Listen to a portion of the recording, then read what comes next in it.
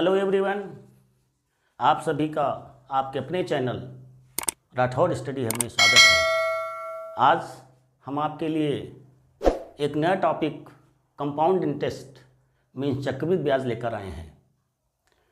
इसमें पहले कुछ चक्रवृद्धि ब्याज संबंधी हम बातें सीख लेते हैं। वैसे हम साधारण ब्याज में बता चुके हैं, जैसे कि आपका मूलधन होता है। क्या होता है? मूलधन। मूलधन मीन्स होता है जो हम धन किसी व्यक्ति से या बैंक से उधार लेते हैं। ये साधारण ब्याज में भी हम सीख चुके हैं। इसके बाद यहाँ पर जो साधारण ब्याज हमारा लगता है, हमने पिछली बार आपको बताया है पिछले वीडियो में, साधारण ब्याज के वीडियो में, कि साधारण ब्याज के लिए मूलधन कभी बदलता नहीं है। चक्रवृद्धि ब्याज की जब बात करते हैं, चक्रवृद्धि ब्याज, साधारण ब्याज आपका कभी नहीं बदलता है, हर साल का बराबर होता है। मगर चक्रवृद्धि ब्याज वो ब्याज जो ब्याज पर ब्याज लगता है, नाम ही उसका चक्रवृद्धि ब्याज। एक वर्ष में ब्याज लगा आपका, अगर वार्षिक ब्याज संयोजित हो रहा है तो ब्याज जो एक वर्ष का होगा, अगले वर्ष उस ब्याज पर भी ब्याज लग जाएगा। यहाँ विशेष ध्यान देने योग्य बात है कि पहले वर्ष के लिए अगर वार्षिक दर है तो पहले वर्ष के लिए साधारण ब्याज हो चाहे चक्रवृद्धि ब्याज हो, दोनों का मतलब एक ही होता है। जब आगे हम दूसरे वर्ष के लिए जाते हैं तब हमारा साधारण ब्याज जो है वो तो बराबर रहता पहले, मगर चक्रवृद्धि ब्याज में अंतर हो जाता है, चूंकि वो ब्याज पर ब्याज लगता है। ये हम प्रश्नों को करेंगे तो क्लियर हो जाएगा हमारा। चक्रवृद्धि मिश्रधन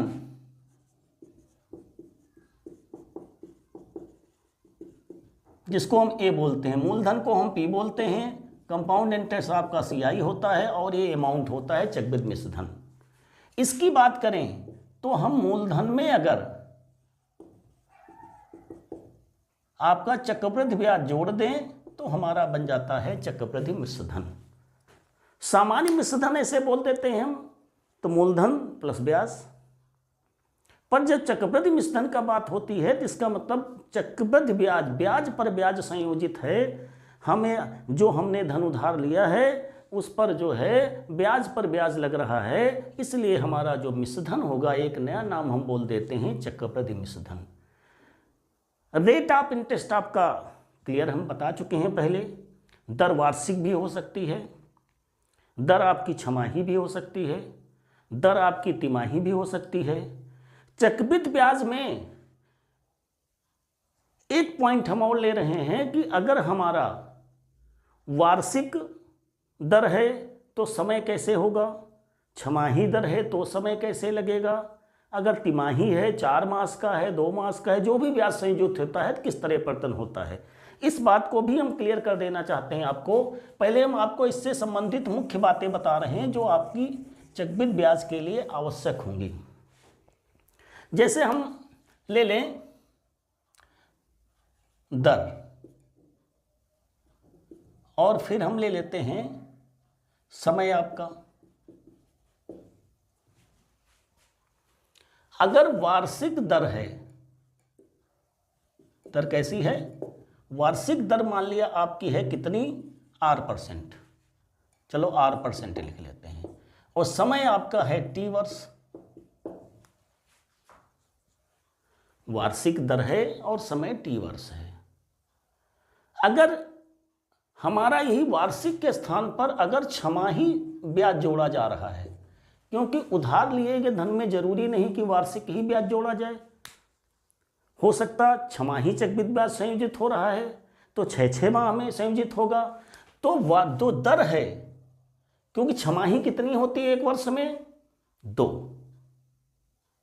एक वर्ष में 12 महीने होते हैं, छमाही का मतलब है कि 2 बार छमाही बनेगी 6 महीने की। तो 2 का R आपकी जो है वो R/2% हो जाएगा, आधा, और समय आपका हो जाएगा 2T। समय आपका दूना हो जाएगा। जो समय संयोजित होगा वो एक वर्ष में 2 छमाही होने की वजह से समय में आपका 2 गुना हो जाएगा, दर हमारी उतने ही गुना कम हो जाएगी, मीन्स R/2 हो जाएगी। छमाही के बाद अगर हम 4 मास की बात करें कि 4 मास में ब्याज संयोजित होता है। अब 4 मास, 4 मास कितने होते हैं? 3। कितने होते हैं? 4 3 12। इसका मतलब दर हमारी हो जाएगी R/3% और समय हो जाएगा हमारा 3T।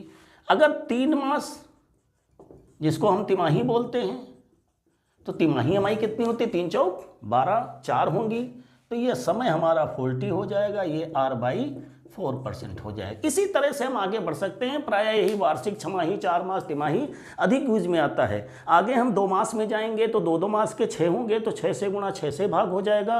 कहने तो समय को हम जितनी तिमाही या 4 मास वाले या छमाही जो भी जितने भी होते हैं, उनको हम समय को उतने गुना कर देंगे और बटे में कर देंगे दर को। ये बात आपको एकदम क्लियर समझ लेना है, क्योंकि आपको किस प्रकार का ब्याज संयोजित है ये जानना बहुत जरूरी है। वार्षिक है तो कोई परिवर्तन नहीं होगा, दर वार्षिक दी है, समय दिया है। अगर दर वार्षिक दी है मगर ब्याज संयोजित हो रहा छमाही, तो दर भी बदलेगी, समय भी बदलेगा। अगर 4 मास में ब्याज संयोजित होता है तो दर भी बदलेगी, समय भी बदलेगा। 3 मास में ब्याज संयोजित, दर भी बदलेगी, समय भी बदलेगा। अब मेन पॉइंट हमारा जो आता है प्रश्नों में, क्योंकि हमने बताया कि साधारण ब्याज में तो कोई प्रॉब्लम हमें पड़ती नहीं है। हम सीधे जो है, अगर हमारा मूलधन नहीं दिया होता है तो सीधे सीधे हम मूलधन को 100 रुपये मान के कैलकुलेट कर लेते हैं। यहाँ पे एक और अच्छी ट्रिक आपको हम बता रहे हैं कि चक्रवृद्धि ब्याज कैलकुलेट करना है तो हम जो मूलधन मानते हैं वो क्या मानेंगे। तो ध्यान देने योग्य बात है कि अगर जैसे कि आपका दर पर ध्यान देंगे, किस पर? दर और समय पर। दर अगर हमारी है, जैसे फॉर एग्जांपल समझने के लिए हम बता रहे हैं आपको किस तरह से हम मानेंगे। मान लिया हमारी दर जो है 10% है, तो 10/100 का मतलब क्या हो गया? 1/10। जो भी दर काट के हर आएगा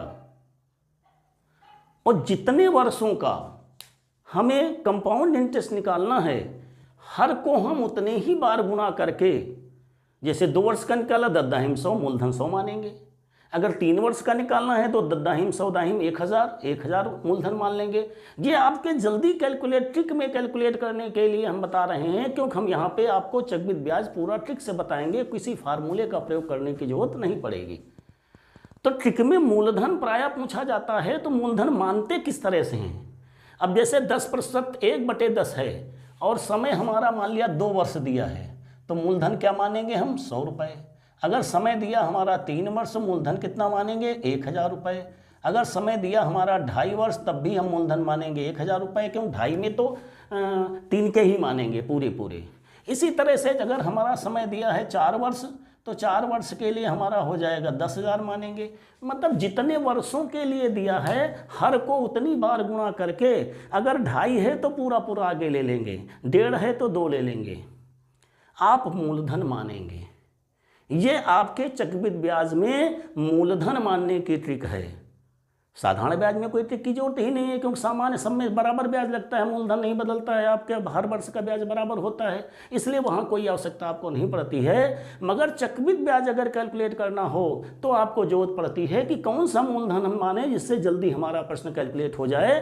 कि उसकी हमने ट्रिक बताई है कि जो दर है, दर को सरलतम रूप में व्यक्त करने के बाद जो हर में अंक आता है, उस अंक को जितने वर्षों के लिए निकालना है उतनी बार गुणा कर लीजिए, वही आपका माना गया मूलधन होगा। इस बात का हम हर प्रश्न में प्रयोग करेंगे। तो ये आपकी मेन ट्रिकें रही जिनका कि हम प्रयोग करेंगे, जिन्हें हमें आवश्यकता पड़ेगी चक्रवृद्धि ब्याज के लिए। अब हमने एक प्रश्न लिया है इस वीडियो में, आगे आपको हम और अच्छे प्रश्न बताते रहेंगे जिससे आपको क्लियर हो जाएगा। बहुत ही बढ़िया प्रश्न है। एक निश्चित राशि पर 2 वर्ष के लिए 8% प्रति वर्ष की दर से साधारण ब्याज है। फिर समान राशि आपकी वही है, दिया नहीं है, 10% प्रति वर्ष की दर से 2 वर्ष के चक्रवृद्धि ब्याज से 225 रुपये कम है। इसका मतलब चक्रवृद्धि ब्याज और साधारण ब्याज का इस प्रश्न के अनुसार अंतर कितना है? 225 रुपये। अब साधारण ब्याज के लिए तो कोई बात नहीं, सबसे पहले हम साधारण ब्याज में देखिए आते हैं। साधारण ब्याज के लिए मूलधन हमको मानना है।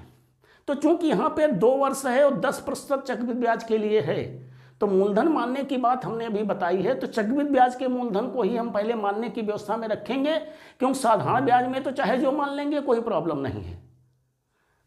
हमको प्रॉब्लम होती चक्रवृद्धि ब्याज में, तो 10% प्रतिवर्ष की दर से 2 वर्ष के लिए मूलधन हम क्या मानते हैं, 100 रुपये। क्या मानते हैं? तो हम साधारण ब्याज में ले लेते हैं कि मूलधन हमारा कितना है माना गया। ट्रिक में देखिए किस तरह क्वेश्चन होते हैं। मूलधन हमारा है कितना, 100 रुपये। 100 रुपये की अगर हम ब्याज की बात करें तो 1 वर्ष का 8% ब्याज की दर से है, तो 8 रुपये ये भी ब्याज हो जाएगा 1 वर्ष के लिए, दूसरे वर्ष के लिए भी 8 रुपये ही ब्याज हो जाएगा। टोटल हमारा 16 रुपये ब्याज हो जाएगा। चाहे ऐसे समझ लें, चाहे जैसे भी हमने कैलकुलेट कराया था सीधे सीधे 8 दूनी 16% हो जाएगा, तो 16 रुपये 100 रुपये के लिए हो जाएगा। यहाँ 100 रुपये से काम इसलिए बन रहा है, अगर ये 3 वर्ष के लिए चक्रवृद्धि ब्याज मानता कहता तो फिर हम इसको 100 न मान के 1000 मानते हैं, क्योंकि दोनों में हमें बराबर मूलधन लेना है। अब हम आते हैं चक्रवृद्धि ब्याज के लिए। इस टेबल को समझने का प्रयास करिएगा। चक्रवृद्धि ब्याज के लिए हमारा मूलधन है 100 रुपये। अब इसमें अगर ध्यान दें तो 1 वर्ष के लिए आपका ब्याज कितना है, 10 रुपये। मगर जो दूसरे वर्ष के लिए ब्याज है वो 100 रुपये पर, तो 10 रुपये पहले वर्ष के लिए, तो पहले वर्ष और दूसरे वर्ष दोनों के लिए साधारण ब्याज तो आपका बराबर है, क्योंकि साधारण ब्याज कभी नहीं बदलता है। परंतु हमें कैलकुलेट, ये बात क्लियर समझ लीजिए, पहले वर्ष के लिए साधारण ब्याज और चक्रवृद्धि ब्याज आपका इक्वल होता है। अब साधारण ब्याज पहले वर्ष के लिए हो चाहे दूसरे वर्ष के लिए, दोनों या तीसरे वर्ष के, सबके लिए बराबर होगा। चक्रवृद्धि ब्याज के लिए हमने आपको बताया है कि ब्याज पर भी ब्याज लगेगा। तो पहले वर्ष में तो वही साधारण ब्याज है, वही चक्रवृद्धि ब्याज है, मगर दूसरे वर्ष में साधारण ब्याज तो 10 रुपये है, मगर अभी इस 10 रुपये पर भी ब्याज लगेगा।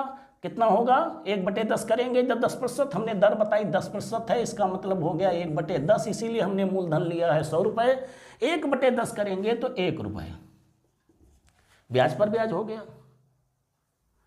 और आगे हमें बढ़ना होता 3 वर्ष के लिए, तो फिर मूलधन हमने बताया ना 1000 में चल के पीछे जितने भी हमारे हैं सब पर ब्याज लगाएंगे, आगे प्रश्न आपके आएंगे। इस तरह से 10 रुपये ये ब्याज हुआ 1 वर्ष का, दूसरे वर्ष का 11 रुपये, तो पूरा ब्याज चक्रवृद्धि ब्याज कितना हो गया आपका, 21 रुपये। और ये आपका है क्या, साधारण ब्याज 16 रुपये मात्र निकला। दर अलग थी 8% प्रश्न के हिसाब से, दर समान होती तो इसमें भी 10-10 20 रुपये निकलता। कितना निकलता? तो फिर हमको टेबल बनाने की जरूरत नहीं थी, पहले वर्ष दूसरे के लिए साधारण ब्याज यही 20 हो जाता और 21 हो जाता अगर दर भी समान कहता। मगर प्रश्न में दर अलग अलग कर रहा है, इसलिए अलग अलग टेबल हमने बना लिया।